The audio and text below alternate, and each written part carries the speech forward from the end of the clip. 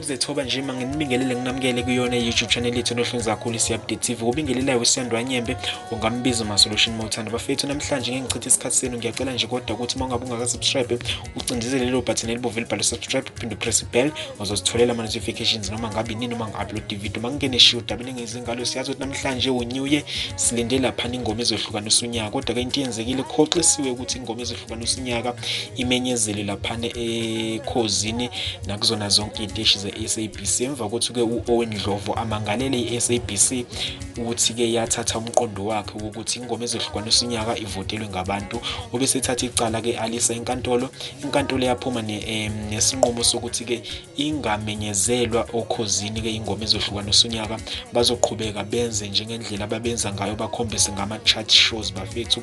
Icala ke libe selima ke khona namhlanje lilindele ke uFebruary, kodwa isinqumo sanamhlanje sithe ingoma ngeke imenyezelwe laphane ke okhosini nakuzona zonke iziteshi ze-SABC. Bafethu angimude kakhulu namhlanje, kuncane nje bengikulethile. Ngiyacela ukuthi mangabe ungaka-subscribe kule channel uqinisekise ukuthi uyasubscribe, uphinde upress ibhell uzokwazi ukuthi uthole ukuthi kuqhubakalani ngalolu daba. Kwankosi ngikuvala khona kanjalo ngithi phuma kanjalo, ngithanda kakhulu.